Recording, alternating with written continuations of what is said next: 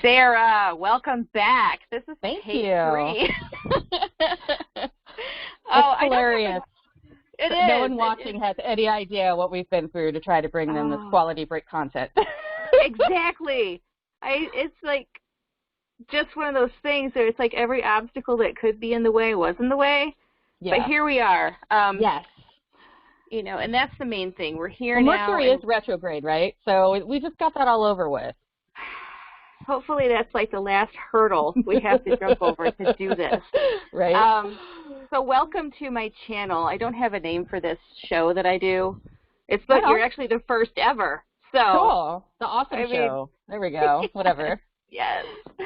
So yesterday we had 2 separate conversations about, you know, so there's this thing that's been happening, and we can get into it. It started, I think, with Hellier, which we talked about yesterday, and how I think Hellier really kind of put up a beacon for all of us to find each other. Yes. In so many ways, it like raised the weirdo signal, and we're like, here, I'm over here. And it's only a very specific type of weirdo, too, because not everybody does Hellier. It's very polarizing. Mm-hmm. People are like, nothing happened, it was terrible. Or you're like, oh, my God, something's happening. There's no, like, in between. Nobody's like, yeah, you know. No, that is so right. It's hot or cold. There is no lukewarm when it comes to Hellier. And so those of us who found each other through Hellier Twitter are really, I think, very open to these experiences we're having. And consequently, I think the universe, or whatever people want to call it, is responding by sending us these things. And one of those things is these bricks we're getting ready to talk about, which have, I think the bricks find their people. You don't find the bricks, they find you. Correct. And it's been an interesting odyssey since, I remember when you first started talking about the bricks. And everybody's like, what? Well, and I thought, at first I didn't realize, when you said they are hidden bricks, I'm like, does she mean they're hard to find? What is she talking about? And then I started to understand what you were saying, and I was just fascinated by it. So there's like a whole history behind the bricks, and then there's what they're doing now. So if you want to dive in, let's do it. Yeah, very much the name Hidden caught my attention because, as all of us that are into Hellier and that sort of vein of thinking, is that the paranormal is really the same phenomenon, just kind of filtering itself through different mediums, whatever medium gets your attention or speaks to you, but it's all kind of the same bucket of weird. It's kind of the theory. So I guess bricks are my goblins, right? It's just ended up that way. And a lot of people have been getting into bricks as well. And it's part of the things that I was thinking about yesterday that's really interesting is a lot of the brick activity is in Washington, of course, where I am, but you're in Michigan. And a lot of the other people, well, not a lot, but some of the other people that have been having brick experiences are in Michigan. And I was actually born in Michigan. I don't know if you knew that. I did not know that. Wow. Yeah, I was born in Port Huron. Okay. So, and I was actually planning on going back to Michigan this year for Paracon. Well, you know, that all got shot. You're and kidding. Next year even, who knows? So I've been trying to get back to Michigan specifically. So it's funny that, you know, bricks are activating there too. Yeah. And I'm having really, you know, great friendship connections with people in Michigan, people like you, where it's like, if I hadn't left Michigan when I was a kid, like, I know if we were in the same town around the same time, we would have hung out. You know what I mean? Right, right. So it's going back to that web weaving. And it's like, I may have left Michigan, but now there's stuff going on there that's pulling me back. So it's all connected. And anyway, so this all starts. I moved to Portland, I would say technically the second time. I was here briefly in the late 90s. And went back to Idaho, and then came back as soon as I possibly could in 2002. And ended up going through a terrible divorce and lived by myself and had a great apartment in Portland in a really vibrant queer neighborhood, great neighbors, loved it. Having the time of my life. And had no plans on settling down whatsoever, and happened to meet and fall in love with a single dad that had 2 small kids, because much like this whole thing, there's a trickster element to all of it. Like, surprise, you think you know what you want, and you're going to get something you never knew you wanted and you really needed. So as we were combining our households together, deciding that, this was serious and we were going to move in together and had been talking marriage at that point, he's like, well, I don't really want to uproot my kids a lot. Again, they've been through a lot. They were 3 and 5. It made sense that I was the one that relocated. It just made sense. So I was totally heartbroken about it and wrestled with it a lot because it very much felt like I was giving up my freedom, giving up something. So I moved to Vancouver. Now, everybody from Portland and around here calls Vancouver Vantucky. Okay? So it has a reputation of being the redneck side of the river. I have the view in my mind, it's all strip malls and rednecks, and God, this sucks. I want Portland. F this, So for the first year and a half, at least, I hated it here. I hated it. I didn't connect with the city. All I could think of is everything I was missing. It felt like the Columbia River was the black hole. It was terrible. So I never really had connected with Vancouver and felt like I wasn't very nice to Vancouver. You know what I mean? Like I dragged it all the time. But, my marriage was great. My family was awesome. We decided to buy a house over on this side back in around 2005. So this is it. We were going to settle. So I made the best of it and still really, kind of was mad I was over here. One of the hobbies that I have, being a weirdo, is I like to go to thrift stores and junk stores and antique stores and get items and remake them, repaint them, or take Skeletor's head and put it on Barbie and repaint it, or just paint things into aliens or whatever. So I'm always in these weird stores looking for weird things that I can reuse for art projects. So I'm in one of my favorite used downtown stores, and there's this brick. And there's this brick, and it says 1871, and it has a tag on it that says local hidden brick, and it's $10. One of the other things that most of your viewership probably doesn't know about me is I'm a witch.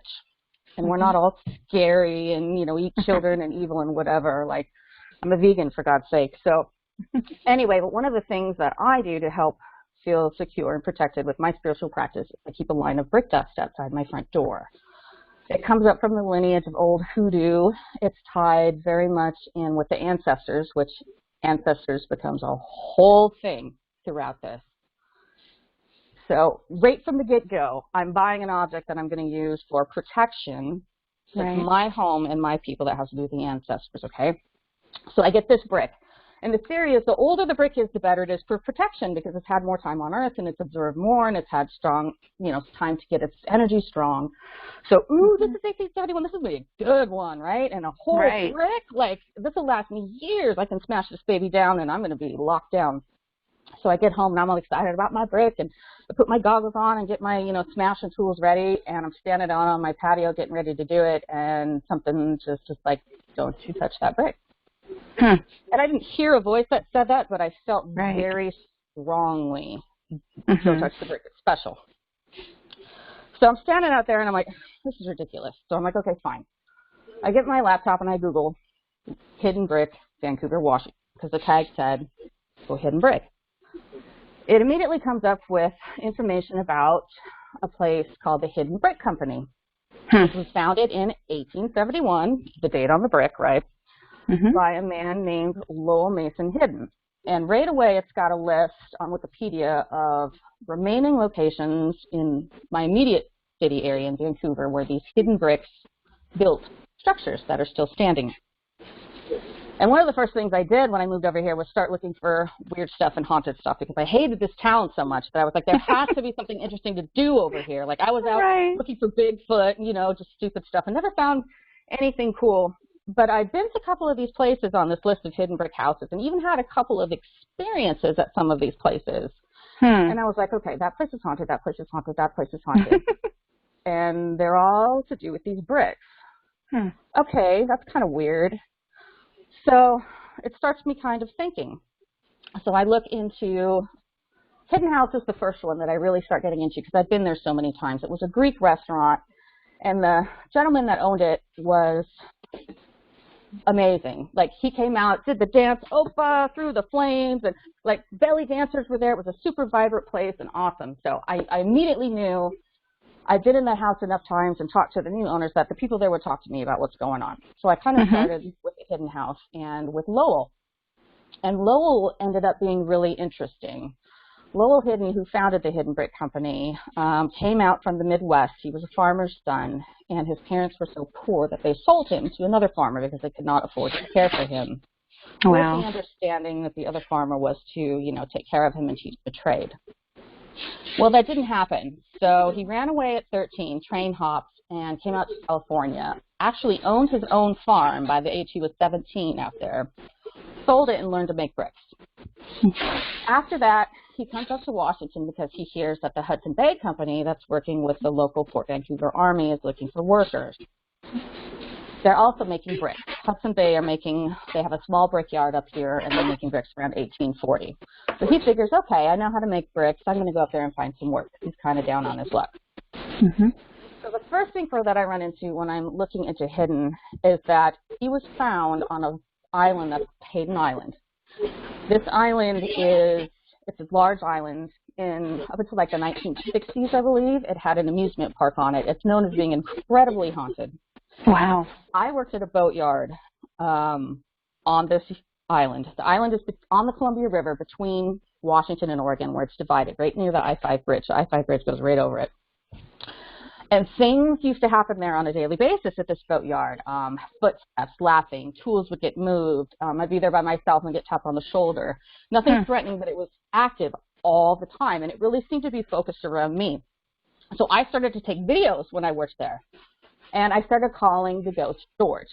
For whatever reason, I started calling him George. I was like, oh, it's George again. And everybody knew, oh, here's George. You know what I mean? And, oh, George moved the wrench again. So that area had sort of gotten my attention before and was known for kind of being weird. So he's at Hayden Island, and he is approached by this French-Canadian nun named Mother Joseph of the Sacred Heart.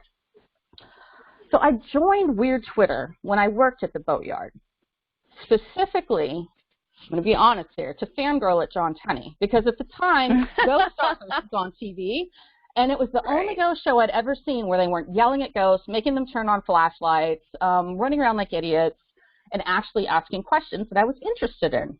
And he had a great voice. So instantly I was like, who is this dude? He knows what he's talking about. So I watched every single episode of that, bought a couple of his books, and started kind of following his work. And I thought, for whatever reason, can you still see me? So I'm down on Hayden Island in the haunted boatyard, and I'm taking all these ghost videos. And I decide that John Tenney's the one that I need to send them to, for whatever reason. So I just start talking to him, and he's so gracious that he starts talking back. So Hayden Island is how I even got into Weird Twitter. I hadn't had a Twitter at that point. I was more into Facebook at that time. I tend to get into one app and just hit it hard and then ignore everything else for a while. That's whatever. So I get on Twitter, and of course, through Tenney, I discover the Newkirks and Hellier. I'd never knew about the museum or any of their work before. They'd just never been on their radar. So without being at Hayden Island and having that daily constant haunting that was just sort of perplexing me and was obviously not residual, because it would definitely interact there. Whatever was in the shop there was interactive. It wasn't threatening. It had almost a sense of humor. And I had fun with it, and I was really curious about it. And I've been so used to seeing all those terrible ghost shows where all they do is they scream at people and, I demand you get out, you're a demon, that seeing something like that was so refreshing to me that I thought, these are the kind of people that I want to talk to about this stuff. He clearly knows what he's doing.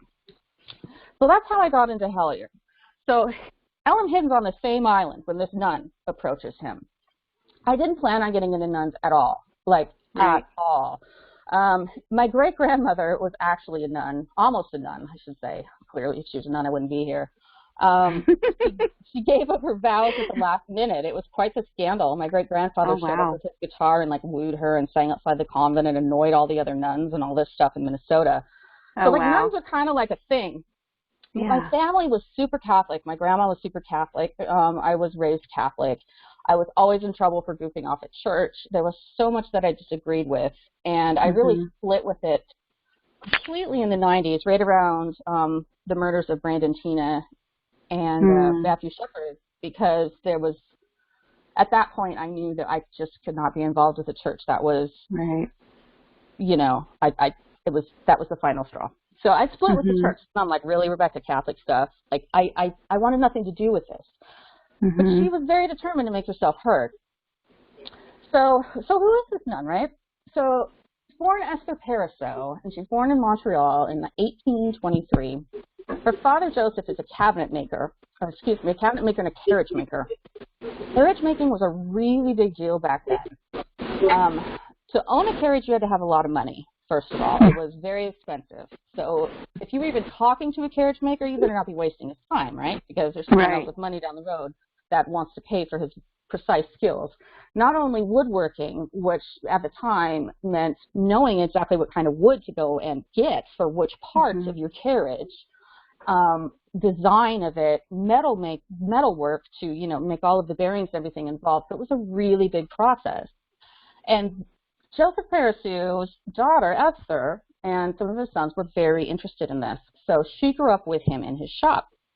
And learning about her and reading about how he taught her the tools.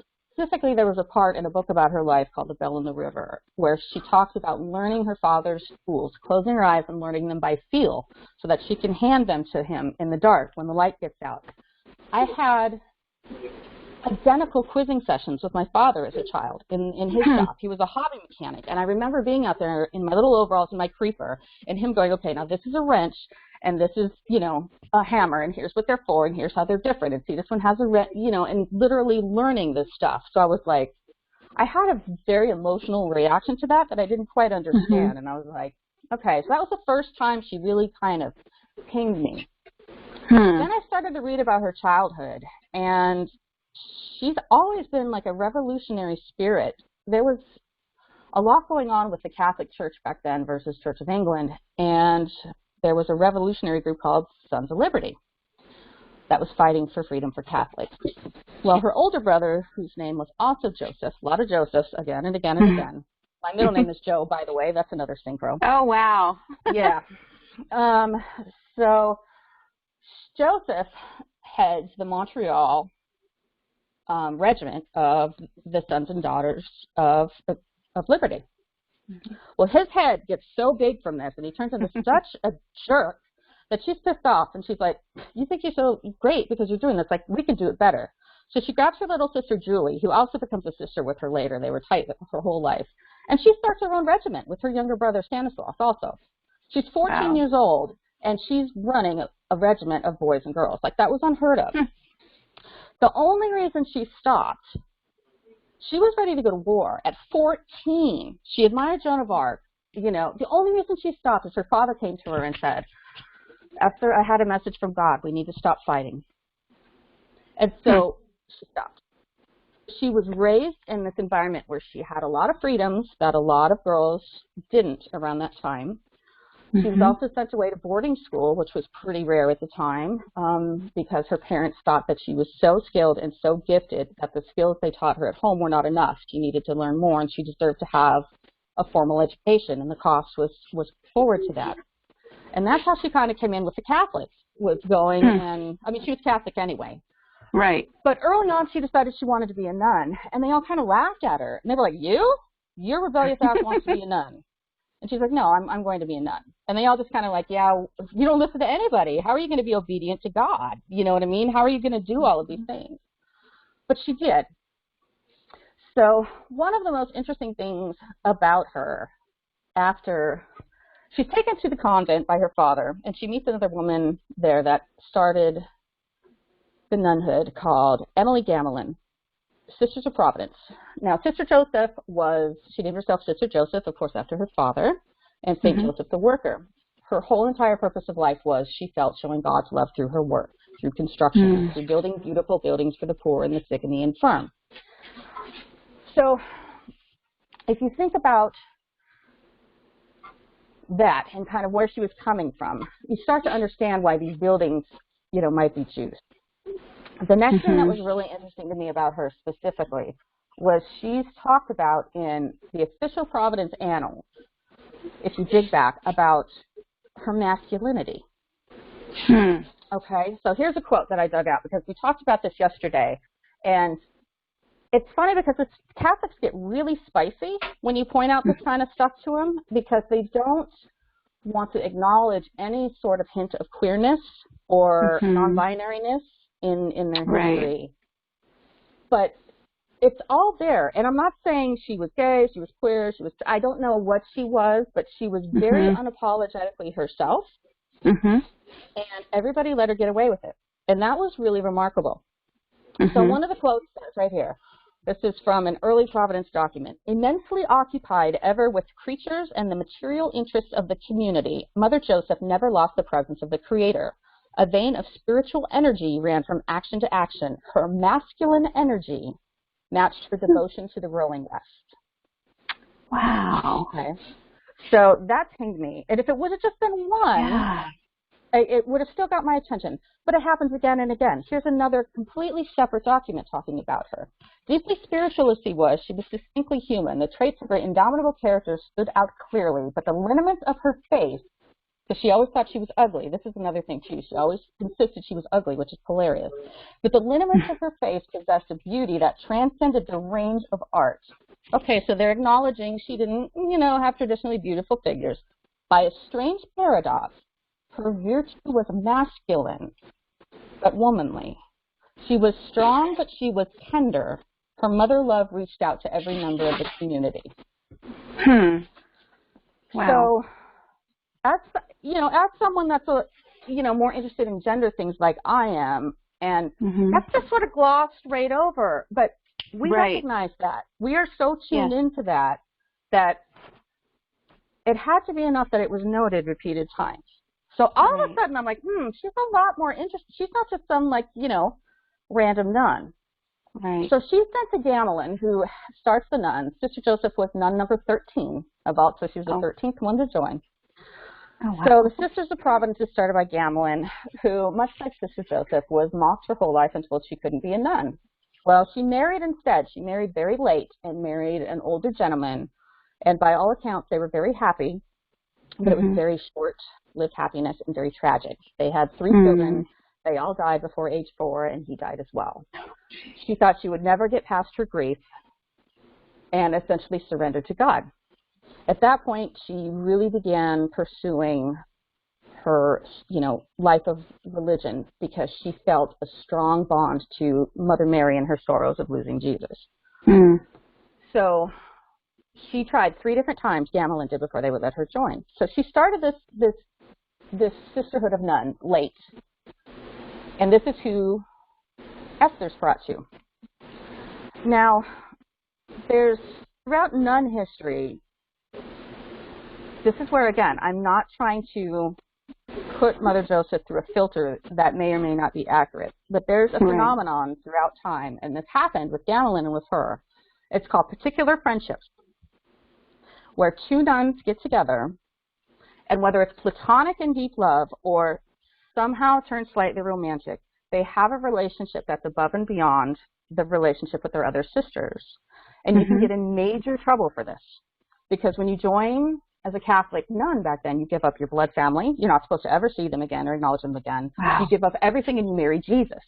Okay?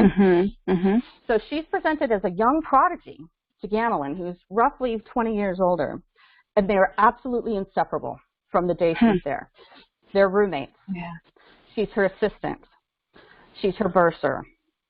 Gamelin is the opposite of her personality. Gamelin is very kind, humility, nice, lets everybody walk all over her. Joseph's pissed that Gamelin is like, get a backbone, right? But then she learns Gamelin is teaching her, right? So they have this symbiotic relationship. And it's so deep that one of the really strange things that nuns did when they felt unworthy of God's love is they would actually beat each other, flagellate each other. And Joseph and Gamelin did this, okay? So they were like, Joseph was actually there and held her as she died also. And then it's noted as this was the greatest sorrow of Mother Joseph's life. And she knew her for about 4 years. Greatest sorrow of her life. Yeah. So, okay, again, it's just becoming more interesting to me, and I don't know what's going on. And this gets deeper because I get really into synchronicities with Mother Joseph, and my friend Andrea, who comes up and is important to the story, she connects with gamelin. Like everything she reads about gamelin is like, so we're like, what is happening? Why am I into this nun? Why are you into this nun? Right.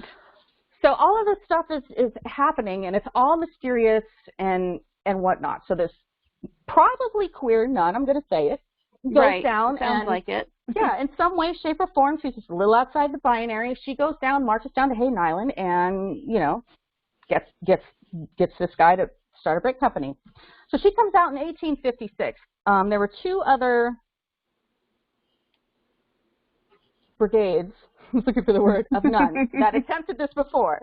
One ended up in Chile, and there's a whole other line of miracles and whatever that happens with that woman. It's pretty interesting. And the other one got off the boat at Fort Vancouver and nothing was done.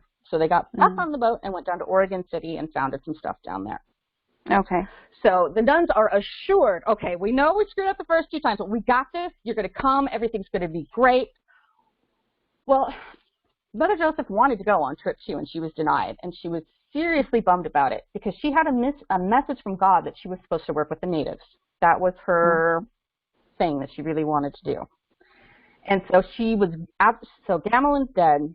She doesn't get to go on what she thinks is her purpose, and she's just gutted. So she essentially begs to go on trip 3, and she's sent on trip 3 with 2 other nuns. And then there's 2 other ones that are novices. They're professed but haven't gone all the way, pretty much as far as my grandma did. Yeah. So they head out here in 1856, and the trip is terrible. Terrible, terrible, terrible. One of the interesting things is my great-grandmother's uncle, the one that almost became a nun, her uncle actually rescues Mother Joseph and the other 4 women in New York City on their way out here. Oh, my goodness. So that's like big synchro number 2 is when Joseph Sadler, my great-great-great-great-great-great, you know, whatever uncle, I don't know, pulls them out of a hovel in New York City where they're, you know, in danger of being robbed and raped and takes them to a better hotel. And then his wife later writes a book about Gamelin. It's my family line. Oh, my goodness. Yeah. So I'm like, what is happening? Okay. So she gets out here to Fort Vancouver, and just like the last 2 times, it's not done. It's not done. They screwed up. No. Now, if any other nun but her would have got off that boat, they would have got back on the boat, and that would have been it. And then they would have said, you're on your own, Oregon. She just, like, took a sigh and was like, yeah, well, here we go again. So she marches over to the Hudson Bay Company, which is doing, you know, all the founding of Vancouver and the fort over there. And she sees good wood on some of the old buildings they're not using. She says, hey, you know, we're supposed to be here. You called for us. We showed up. You're supposed to have our stuff done. It's not done. Can I at least have the wood so I can, you know, build a place to sleep? And they're like, yeah, of course. So she literally physically dismantles forts and hauls them over to, she's like, can I have this land? They give her a plot of land. Yeah, you can build your church and build your, we're sorry, it's not ready. Okay, so she chews them out and goes and gets the wood and builds her own place, and so we're off. So they're camped in an old barracks that first night, and, you know, they're trying to be good-spirited about it, and everything was fine, and, you know, they're grumbling, and everything's terrible, and in the debris of this old, crappy cabin that they've just been given, she finds an embroidered piece of cloth that has the Sacred Heart on it. Oh, wow. So immediately that starts her on her wave of synchronicities of, I'm supposed to be in Oregon, and she starts down what she calls God's divine providence. And she literally starts living her life based on messages from God. Now, you could see this as a message from God, or you could see this as a synchronicity. It kind of depends on whatever lens that you're going to look through. So she starts to mentor men, because she can't buy land. She can't buy land as a man or a woman back then. So she makes friends with a local bishop and runs around with his nephew, who eventually becomes a bishop later as well, calls him Little Eddie. Who calls a bishop Little Eddie and gets away with it, right? Well, she's 6 feet tall, so that tells you that he's not as tall as she is. Well, Little Eddie becomes really interesting later, because not only did she create his vestments for his, you know, canonization when he became the bishop, he presided over her funeral in the church he helped build.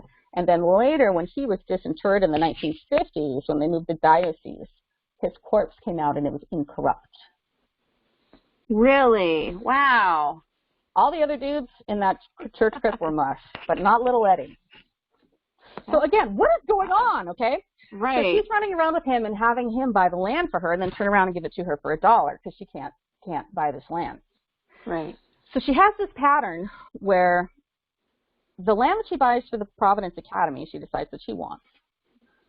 She buys this plot of land, and it turns out that it is the largest naturally occurring slab of basalt in the entire area, which means if there's a gigantic earthquake, her buildings will probably stand if everything else falls. It depends on how big it is. How would she have known? Okay. Right. Then she's building her chapel, and she had such a forceful personality that whenever she saw a sign of her God, she just did what she wanted and assumed that God would protect her and sort it out later. So she's building her chapel, and one of the nuns under her care is sent this painting of Christ with the Sacred Heart holding a lamb that's meant for the St. Vincent's Hospital in Portland that she's also building. She sees it as a sign of God because she needs a Sacred Heart painting for her church because she promised the Sacred Heart on the way out that if she survived that she would, do something for the Sacred Heart. So she flat out jacks this painting from the hospital. She takes it and she basically writes a letter and is like, yeah, well, God said I could have the painting, so if you really want to go against God, you can come and take it from me. Like, okay, so this is the kind of woman that she is. Again and again and again. She gets these signs and then she does what she wants to do. And there's this big flood that threatens her whole farm, and so she goes and she cuts down a piece of wood from a tree and carves it into St. Joseph, plants it in the ground, and says, go no further to the water, and the water doesn't move. And again and again and again, there's all these stories of, oh, yeah, just roll with it. Nobody tells her, you know how she is, just let her go. Yeah. Just let her go. She was so terrible at getting along with other people and being a mother superior that they didn't let her be a mother superior after you. They're like, you're terrible at this, go out and build instead. So she's building, and she's doing these things on these trips, like she's fighting cougars, fighting bears, saved another nun from drowning, outwitting robbers, like all of this crazy stuff. So this is who asked this guy to make these bricks. So understanding her energy, it's like, okay, that's clearly contributing to something that's going on with these bricks. Right. They're intense. She's totally fearless, feels unworthy, has massive case of imposter syndrome, but just goes along this path from God. So Hidden's name, the word hidden is a whole thing in Masonic sort of ritual because the word occult has such a negative connotation with it. So they use the word esoteric instead. Okay. But it basically means hidden symbols, hidden knowledge, whatever. Because she did not speak English except for curse words that she learned from her, she worked alongside. Can you imagine? A nun, just like cursing her butt off. I love it. I know, I love her. Like, what is she even doing? So I checked into it to make sure that if she recognized the name Hidden, because as one of her God signs, I'm like, well, she must have seen that as a sign. But taking into the account the French translation, would it still have been there? Because she gave him a book and approached him about making bricks. So someone had to have taught the Parasos, a Catholic family, how to make bricks, even though Masons and Catholics weren't supposed to be playing together. Like, you could get excommunicated for this. This is a big deal back then. Yeah. So did she recognize him? Did she recognize his name as being a sign? Possibly. Right. Possibly. So you go back to the building of the academy, and it's done in 1873. And she's driven him crazy the whole time that they've been building it because she literally inspects every brick. Every brick. They can't be overcooked. They can't be the wrong color. They can't be warped. Like, they have to be perfect. So this is kind of where the rumor of the cursed bricks starts, okay? They did have a disagreement at some point down the line about another one of the buildings that she built. And she used another brick company for that building and then went back to Hidden. So they obviously patched it up at some point.